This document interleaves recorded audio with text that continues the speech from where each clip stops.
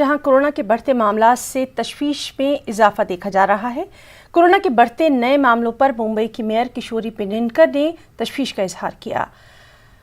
उन्होंने कहा कि अगर कोरोना के नए मामलों की तादाद रफ्तार यूं ही बढ़ती रही तो मुंबई में फिर लॉकडाउन लगाना पड़ सकता है। उन्होंने लोगों से कोरोना गाइडलाइन पर सख्ती से अमल करने की अपील की है। उधर कोरोना के बढ़ते मामलों को देखते हुए बीएमसी भी चौकस है। उसने एक सोसाइटी को नोटिस तक जारी कर दिया है। बीएमसी ने कोरोना जवाबित की खिलाफवर्जी करने वालों के खिलाफ सख्त कार्रवाई करने के इशारे भी दे दिए हैं। रियासत भर में पिछले 24 घंटों में 3663 नए मामलों की तस्दीक हुई, जबकि सीआरसी में 39 मरीजों की मौत हुई। रियासत में कोरोना के एक्टिव मामले 37,125 हैं।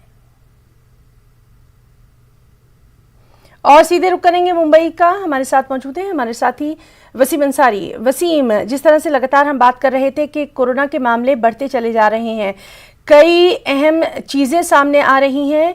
सबसे अहम कल जिस तरह से मुंबई की मेयर का बयान सामने आया है कि अगर लोगों ने अभी भी ध्यान नहीं दिया तो लॉकडाउन लगाना पड़ सकता है। तफसीलात।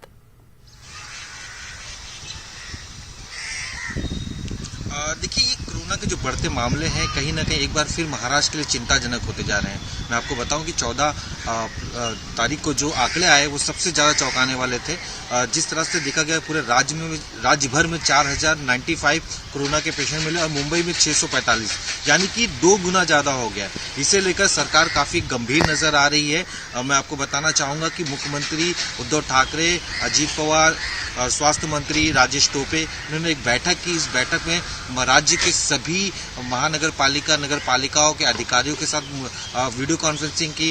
उनके जो मेयर हैं उनके साथ बात की, जो कानून व्यवस्था संभालते हैं उन अधिकारियों से बात की है, और सभी ने इस पर चिंता व्यक्त करते हुए एक कठोर निर्णय लेने का आदेश दिया है। सभी से कहा गया है, खास करके महाराष्ट्र सरकार ने इस बात पर जोर दिया है कि किसी भी तरह के फंक्शंस को और जरूरी जो सहमति होती है, जो सरकारी जरूरत होती है, उसे ना दिया जाए। किसी भी तरह के कोई आंदोलन को अनुमति नहीं दी जाए। शादी के लिए अगर परमिशन लेना है तो एक लिमिटेशन जो सरकार ने बनाई है वो करना होगा। स्थानिक पुलिस से इसकी परमिशन लेनी होगी, इसके बाद ही शादी के लिए कार्यक्रम को। तो बहरहाल गाइडलाइंस पर अमल करना जरूरी है, तभी जो है कोरोना के बढ़ते मामलात पर एक बार फिर से काबू पाया जा सकता है। बहुत बहुत शुक्रिया वसीम तमाम जानकारी के लिए।